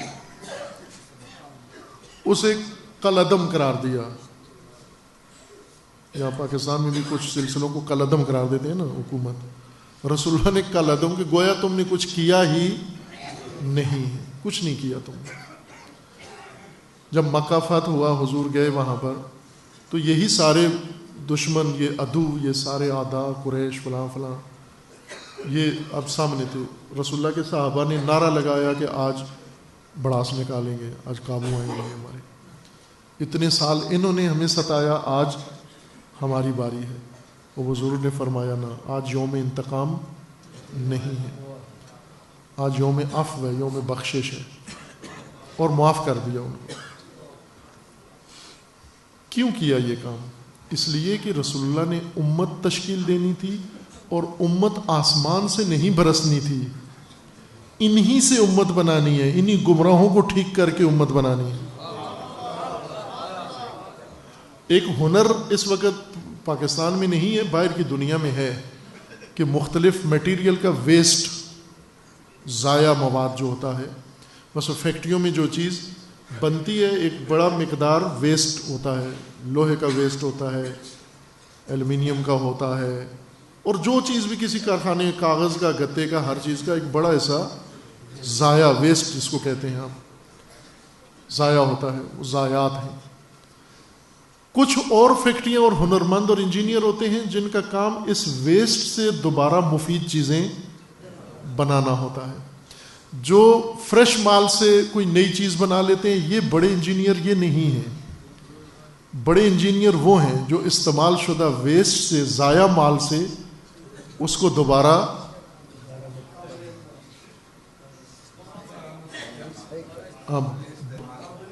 کیا کہتے ہیں، اصطلاح کیا استعمال کرتے ہیں، ریسائیکل کرتے ہیں، آپ ریسائیکل کرتے ہیں۔ اب اگر ریسائیکل کر کے کسی نے بہت اعلیٰ شاندار عمارت بنائی ہو، اور ایک نے فریش مال سے وہی اعلیٰ عمارت بنائی ہو، لیکن اس کی فریش مال سے بھی اتنی اچھی نہیں بنی جتنی اس نے ویسٹ سے اچھی بنا لی ہے۔ ہنرمند کرتے ہیں نا یہ کام، جو آرٹسٹ ہوتے ہیں وہ یہ کام کرتے ہیں کہ یہ ضائع چیزیں جو گھر میں پڑی ہوئی تھیں، بس ماچس کی تیلیوں سے جو جلی ہوئی تھیں، پھینکی ہوئی تھیں، اس سے انہوں نے یہ تعمیر کر دیا، چھلکوں سے یہ چیز بنا دی، تو بہت متاثر ہوتا ہے نا آدمی۔ دوسرا آ کے کہے جی کہ آپ اس کی تعریف کر رہے ہیں، یہ دیکھو میں نے سونے سے یہ چیز بنائی، میں نے ہیروں سے یہ چیز بنائی۔ ہیرے اور سونے سے تو اچھی چیزیں بن جاتی ہیں، ویسٹ سے ایسی بناؤ جو سونے کو بھی مات دے جائے۔ رسول اللہ نے یہ سارا ویسٹ تھا مکہ کے اندر، اسے ضائع نہیں کیا، اسے جلایا نہیں، انتقام نہیں لیا۔ رسول اللہ کو بہت موقع ملے ان کو نابود کر دیں، صفحہ ہستی سے مٹا دیں، لیکن نہیں مٹایا۔ کیوں نہیں مٹایا؟ اس لیے کہ ان کو مٹانا آسان ہے، ان کو ٹھیک کر کے ان سے امت بنانا اصل کام ہے۔ عزیزان، آج ہم جس کثرت کے ساتھ گمراہی کے احکامات صادر کرتے ہیں، جتنے کر رہے ہیں مومنین کے متعلق، اس سے تو کبھی بھی خواب دیکھنا ہی چھوڑ دو امت بننے کا۔ یہی جو موجود ہیں، جن میں ضعف ہیں، کمزوریاں ہیں، کچھ تھوڑی بہت نوک پلک ان کی خراب ہے، آپ اگر علماء ہو تو یہ ہنر سیکھو نا، اس سے یہ تو ویسٹ بھی نہیں ہے، بہتر مال ہے۔ یہ صرف پڑے پڑے خراب ہو گیا ہے، اپنے حال پہ چھوڑ دیا ہے، بارش میں پڑا رہا ہے، تہذیب کے حوالے کر دیا، انڈیا کے حوالے کر دیا، یورپ کے حوالے کر دیا، انہوں نے تھوڑا خراب کر دیا ہے۔ ورنہ ہے تو مسلمان مال ہے سارا، یہ ٹھیک ہے، یہ مسلمانوں کی اولاد ہیں، بچے ہیں، ان کو عالم بنے ہو تو پھر ہنرمند بھی بنو، ایسے آرٹسٹ بنو جو سدھار سکو، ایک گمراہ کو آسانی سے راہ حق پر لا سکو۔ اگر عالم بننے کا دعویٰ ہے تو اگر آپ یہ کہو کہ نہیں، مجھ سے جو اچھا متقی ہوگا میں اس کو نماز پڑھوں گا، اس کو تو تیری امامت کی ضرورت ہی نہیں ہے۔ ایسا مقتدی جو پہلے امام کو جگائے آ کے صبح، پھر امام کو وضو کرائے۔ وہ ایک بچے کے بارے میں تھا کہ یہاں داخلہ لینے آیا تھا، تو اس کے بارے میں انہوں نے بتایا جی کہ یہ مسجد ساری اس کے بھروسے پہ چلتی تھی۔ تو میں نے پوچھا اس کے بھروسے پہ کیسے؟ چھوٹا سا بچہ ابھی بالغ نہیں ہوا تھا۔ وہ کہا کہ اس لیے یہ صبح اٹھتا تھا، پہلے مسجد جا کر پہلے نماز تہجد پڑھتا تھا یہ بچہ، پھر اذان دیتا تھا، پھر مولانا کو جا کے جگاتا تھا یہ۔ خوب اب اس بچے کو تو اس امام کی ضرورت نہیں ہے، چونکہ یہ بچہ خود امام ہے اس وقت۔ جو آدھی رات کو نابالغ بچہ اٹھ سکتا ہے یہ امام ہے، جو تہجد پڑھ سکتا ہے یہ امام ہے، وہ نہیں ہے امام، وہ جو سویا ہوا ہے وہ ملازم ہے، یہ امام ہے اصل۔ آگے یہ ہے نا عمل میں آگے، جو آگے ہو وہ امام ہوتا ہے نا، یہ آگے ہے نا، یہ اٹھتا خود ہے، یہ جاگتا خود ہے، یہ آتا خود ہے. تو میں نے کہا وہ تھوڑا امام ہے، یہ امام ہے. ایسوں کو تو آسان ہے جماعتیں کرانا، پڑھانا، جو ہم سے بھی زیادہ اچھے ہیں. پھر ہمارا ہنر کدھر گیا؟ آپ کا ہنر یہ ہے کہ یہ چرسی سے چرس چھڑاؤ، اس شرابی سے شراب چھڑاؤ، اس چور سے چوری چھڑاؤ، اس جھوٹے سے جھوٹ چھڑاؤ، اس لاپرواہ سے لاپرواہی چھڑاؤ، چھڑا کر اس کو بہترین مومن اس زمانے کا بنا دو. اسی میٹیریل سے بناؤ، اسی کو ریسائیکل کرو، اوپر سے کوئی نہیں برسنا. چونکہ جو اگلے پیدا ہوتے، آپ منتظر ہو کہ ایک متقی نسل پیدا ہو تاکہ ان کے ذریعے سے وحدت ہو. ہر اگلی نسل ان سے جو پیدا ہوگا وہ کبھی ان سے پیچھے نہیں ہوگا، 2 قدم آگے ہی ہوگا. ان سے بنانا ہے، یہ ہمت کرو، ان سے بنو. مشکل کام ضرور ہے، بہت اتنا آسان بھی نہیں ہے ان سے کچھ بنانا، لیکن بن جاتا ہے. مایوسی کی بات بھی نہیں، بن سکتا ہے یہ. اور شروع کریں انشاءاللہ اللہ کی ذات پہ بھروسہ کر کے، اور انہی سے بنائیں. ایک ایرانی فلم ہے، وہ بعضوں نے دیکھی ہوگی، بعضوں دیکھیں اس کو، میں سب کو کہوں گا دیکھیں. اخراجی ہا کے نام سے ہے. وہ لوفر اور لفنگے لڑکے ہیں، اور وہ لوفر لڑکے آوارہ، ان میں سے ایک شادی کرنا چاہتا ہے. شادی کے لیے جس گھر میں جاتا ہے لڑکی اس کو پسند ہے، اس کا والد مذہبی ہے، متدین ہے، اور وہ اس کو نہیں دیتا، لڑکی اپنی رشتہ نہیں دیتا. وہ کہتے تم لوفر ہو، لفنگے ہو، میں نے تمہیں نہیں دینا. تو اس نے کہا نہیں، آپ جو شرط رکھو میں کرنے کے لیے تیار ہوں، میں ٹھیک ہو جاؤں گا، آپ مجھے رشتہ دے دو. تو وہ اس کو ٹالنے کے لیے کہ یہ کسی طرح جان چھوٹے اس سے، اس لوفر سے، وہ اس کو کہتا ہے کہ پھر اگر تم چاہتے ہو میری بیٹی سے شادی کرنا نا، پھر تمہیں محاذ جنگ پہ جا کے لڑنا ہوگا. پہلے 3 مہینے لڑو ادھر جا کے، پھر اس کے بعد آنا رشتہ مانگنا دے دوں. اب ظاہر ہے مرنے کے لیے کون جائے جنگ میں ادھر. اور یہ لوفر کہتا ہے ٹھیک ہے. اس لڑکی کی خاطر یہ تیار ہو جاتا ہے جنگ میں جانے کے لیے. اس کو پتہ نہیں ہوتا جنگ ہوتی کیا ہے. جب یہ تیار ہوتا ہے تو اس کا جو گروپ تھا 5-7 لڑکوں کا، وہ لفنگے اس سے بھی زیادہ بگڑے ہوئے، وہ کہتے ہیں جب یہ گرو ہمارا جائے گا تو ہم تو پیچھے اس کے بغیر نہیں رہ سکتے. انہوں نے کہا ہم بھی جائیں گے ساتھ. یہ سارے تیار ہو جاتے ہیں، اور وہی جو لوفر پن ہے وہ سارا ادھر جا کے، آگے بڑے متدین لوگ ہوتے ہیں، مذہبی لوگ ہوتے ہیں، علماء ہوتے ہیں، وہ نمازیں پڑھنے والے، یہ گانے گانے والے اور ہر الٹا کام کرنے والے، یہ سگریٹ پیتے ہیں، کیا کیا حرکتیں کرتے ہیں. باہر کیف یہ ان کا جو وہاں جس کمانڈر کے حوالے ان کو کرتے ہیں، وہ بڑا سخت مذہبی بندہ ہوتا ہے. وہ دیکھتے ہی ان کو ریجیکٹ کر دیتا ہے کہ ان کو واپس بھیجو، یہ میرے کام کے نہیں ہے، یہ باقی ماحول بھی سارا خراب کر دیں گے، تو سب کو لوفر بنا دیں گے. پورا برگیڈ فوج کا لوفر ہو جائے گا اگر یہ رہے اس برگیڈ میں. دوسرا ایک اور ہوتا ہے، وہ کہتا ہے کہ نہیں، ان کو رکھو، یہ آئے ہیں، موقع دو ان کو، شاید یہاں بدل جائیں، کچھ کریں. باہر کیف میں ایسے بیان کر دیتا ہوں، فلم دیکھنے کی ضرورت ہی نہیں ہوگی آپ، لیکن دیکھیں تو بہت لطف آئے گا اس سننے کے بعد.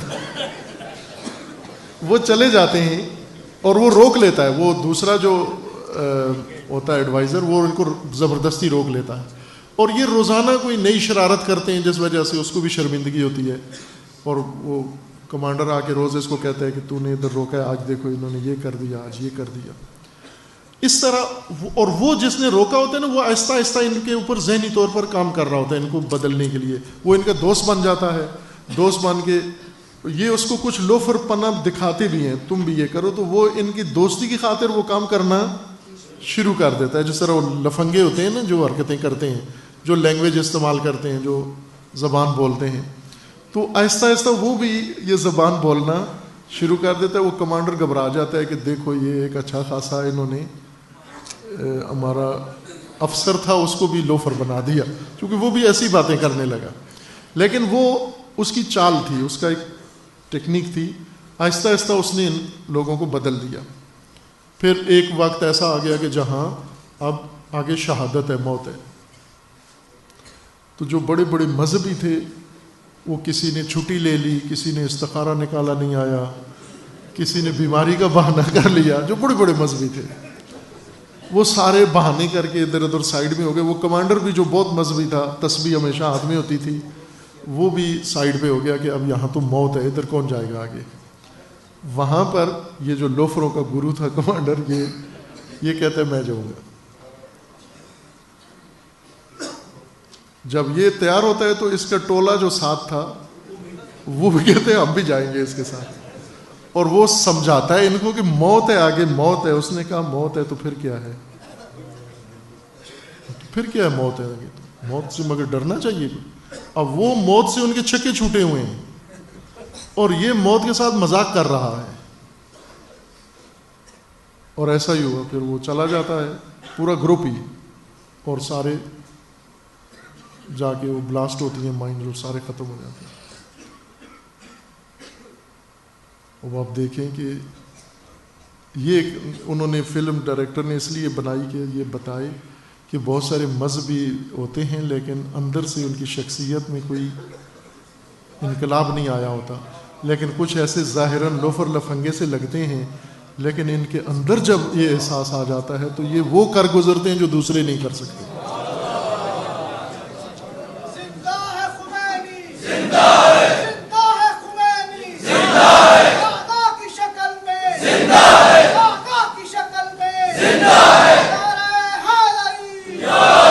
اس کا نام اس فلم میں اس کریکٹر کا نام تھا سوزوکی.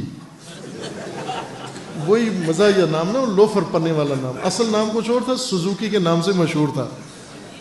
اب آپ توجہ کریں کہ آپ کو جو آپ ڈھونڈتے ہیں نا، ہم لوگ علماء جو ڈھونڈتے ہیں، ہر علاقے میں جاتے ہیں، جا کے پوچھتے ہیں نماز تہجد پڑھنے والا کون ہے، راہ خدا میں خرچ کرنے والا کون ہے، تقویٰ کی اعلیٰ منزل پر فائز کون ہے. اب یہ کام تو کسی نے نہیں کیا پہلے، تقویٰ نہیں دیا، تعلیم نہیں دیا، تو کہاں سے ملے گا. ابھی آپ کو ہر شہر میں سوزوکی ملے گا. آپ نے سوزوکی کو بدل کے مجاہد بنانا ہے. رسول اللہ نے جتنے لوفر تھے ان سب کو انسان بنا دیا. وہ تھے لوفر، تھے بہت لوفر تھے، بس ان سب کو ایسا بنا دیا کہ وہ دوسروں سے پہل کرتے تھے. جب موت کا بھی وقت آ جاتا تو وہ دوسروں سے پہل کرتے تھے. لوگ حیران تھے کہ کل تک یہ کیا تھا اور آج کیا بن گیا ہے. عزیزان، عرض یہ کرنا ہے کہ ٹیکنیک ہے، رسول اللہ کی سنت ہے، قرآن میں ہے، یہ تالیف قلوب. پہلے دل جیتو، گردنیں جھکانے سے پہلے دل جیتو. جب دل جیت لو گے وہ پورا آپ کا ہے. پھر وہ پہلے دل جیتو، اس کی دل جیت لو. دل جیتنے کے بعد یہ ہر کام کے لیے تیار ہے. امت اگر بنانی ہے تو پہلے امت کس سے بنانی ہے؟ ہم نے پاکستانیوں سے بنانی ہے نا. اگر پاکستانیوں کو سب کو سرٹیفکیٹ دے دیں ہم گمراہی کے، یہ فلاں وجہ سے، یہ فلاں وجہ سے، پیچھے کیا رہ جاتا ہے؟ پھر پیچھے مسجد میں چند بوڑھے رہ جاتے ہیں جن سے نہ اٹھا جاتا ہے نہ بیٹھا جاتا ہے. اور بوڑھوں کی امت بنا بھی دی تو خود ایک وبال ہے. یہ امت بنانی ہے اس موجود یہی کیٹیگری جو آپ کے پاس ہے، اسی کو آپ کی ذمہ داری ہے. میں خود چونکہ دیہاتی ہوں تو بعض مثالیں دیہات کی دیتا ہوں. دیہاتوں میں خصوصاً پہاڑی علاقوں میں، چونکہ ہمارا پہاڑی علاقہ ہے، پہاڑی علاقوں میں لوگ پہلے جو مکان، آج کل تو بلاک اینٹیں آ گئے ہیں، پہلے زمانوں میں پتھروں سے مکان بناتے تھے. اور پتھر بھی گڑے ہوئے نہیں ہوتے تھے، جیسا انگڑا پتھر ہے اسی سے مکان بناتے تھے. وہ یہی مہارت ہے، انگڑے پتھر سے مکان بناؤ، کوٹھی بناؤ، زیبا حویلی بناؤ، لوگ دیکھنے آئیں دور دور سے اور وہ پوچھیں کس سے بنایا ہے؟ انگڑے پتھروں سے بنایا ہے، جن کی کوئی انگ سیدھا نہیں تھا. ان کا کوئی انگ سیدھا نہیں ہے لیکن خوبصورت عمارت میں رچ گئے ہیں. یہ کس کا کمال ہے؟ یہ اس مستری کا کمال ہے. ہنرمند وہ تھا، وہ پتھروں کو دیکھ کے بھاگا نہیں ہے. یہ نہیں کہا کہ ان کو فٹ کیسے کروں گا، ان سے دیوار کیسے بناؤں گا. وہ اس لیے کہ ہنرمند اسی کو کہتے ہیں کہ جو انہی سے دیوار بنا دے، اسی کو ہنرمند کہتے ہیں. آپ اسی قوم کو، اسی جمعیت کو، یہی جو موجود ہیں، ان میں اخلاقی کمزوریاں ہوں گی، ان میں بہت سارے پہلوؤں سے ہوں گی، چونکہ ہم نے بتایا ہی نہیں ہے نا انہیں، کچھ پڑھایا کہاں ہے ان کو. ہم نے یہ انڈے سے نکلا ہے چوزا تو اس کو انگلش میڈیم میں ڈال دیا تم نے، اب توقع رکھتے ہوئے یہ رسول اللہ کا مومن بنے، اور یہ تو وہی ڈسکو ہی ہے یہ. لیکن گھبرانا نہیں ہے، اسی ڈسکو سے آپ نے، یہاں آتے ہیں ہمارے پاس بچے، والدین لے کر آتے ہیں جی ہمارے قابو نہیں آتا، اب آپ ٹرائی کر کے دیکھیں. میں ان سے یہ کہتا ہوں کہ مثلا پہلے لوگوں کو شوق ہوتا تھا دیسی چیز کو ولایتی بنائیں، دیسی پسند نہیں تھا لوگوں کو، لیکن آج کل ضرورت بن گئی ہے کہ یہ جو ولایتی کو دیسی بنائیں. ہم یہی کام کرتے ہیں یہاں پر، ولایتی لے کر آتے ہیں، ہم اسے دیسی بناتے ہیں، اور واقعاً ماں باپ قبول کرتے ہیں کہ یہ دیسی بن گیا ہے. ہمارے ہاں ناکارہ تھا یہ بچہ، کتنے ماں باپ لائے، مایوس تھے اس بچے سے. ایک طرح سے جس طرح ہوتا ہے نا مدرسوں میں احساس ہوتا ہے پھینکا جا کے، جان چھڑائی، دور ہو نظروں سے جاؤ، آ کے ادھر پھینک کے چلے گئے، نہ اس کی چھٹی لینے آتے ہیں نہ اس کے خبر لینے آتے ہیں کہ بس گیا، جان چھوٹی، مولانا جانے اور یہ جانے. یہی جب گھر جاتا ہے ماں باپ متاثر ہوتے ہیں.